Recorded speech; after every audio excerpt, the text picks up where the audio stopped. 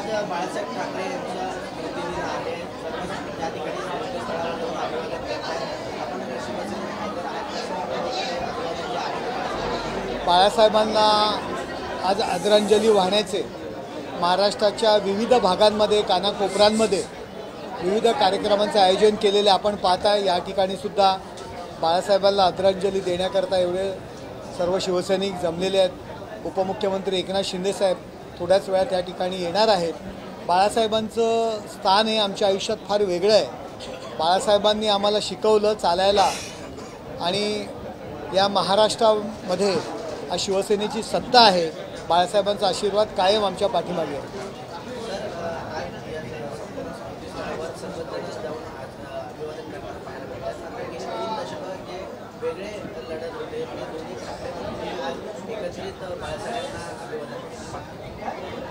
हा श्रद्धेचा विषय आहे. यापूर्वी एकत्र येत नव्हते त्या ठिकाणी, यावर्षी एकत्र आलेलं आहे.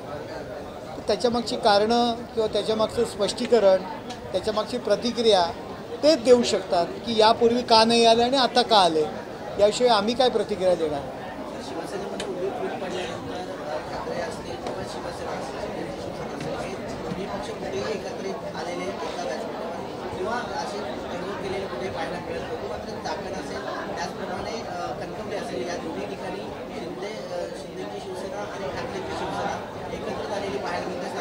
हे बघा, ह्या ज्या काही निवडणुका असतात विविध तालुक्यांमध्ये, विविध जिल्ह्यांमध्ये, विविध आघाड्यांवरती लढल्या जातात. पक्ष म्हणून बऱ्याचशा ठिकाणी लढल्या जात नाहीत. त्या ठिकाणी दिवंगत आमदारांच्या सौभाग्यवती उभ्या आहेत पुण्यामध्ये, त्यामुळे उभाटाने त्यांना पाठिंबा दिलेला आहे.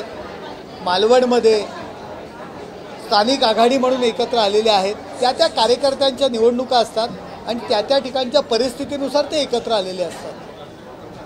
सर, रायगडमध्ये एक वेगळी परिस्थिती पाहायला मिळते. रायगडमध्ये भाजप आणि राष्ट्रवादीची युती झाली तर सगळे गोगावलेंच्या विरोधामध्ये टाकलेले आहेत. अश्लाघ्य भाषेत शिवसेनेच्या नेत्यांकडून आम्हाला उत्तर मिळालं, त्यामुळे आम्ही भाजपसोबत युती केली. गोगावले हा पठ्ठा, भरतशेठ गोगावले हा पठ्ठा कितीही जण एकत्र आले तरी तोंड देण्याकरता या सगळ्यांना समर्थ आहे.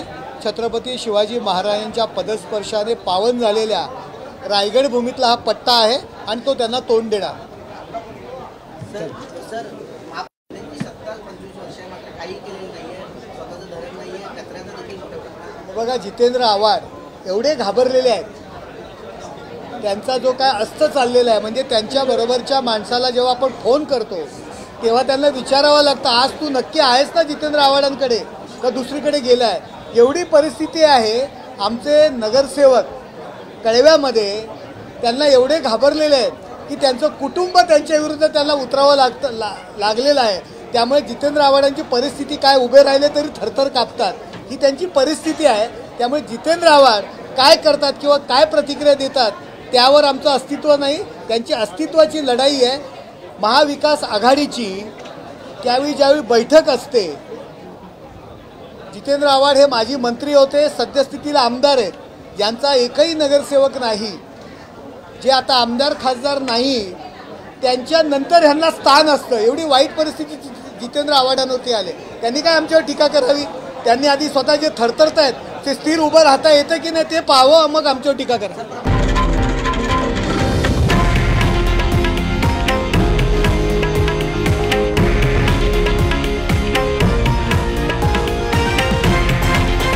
हे आहे देशातील नंबर 1 न्यूज नेटवर्क आणि आपण पाहत आहात TV9 मराठी, एकमेव.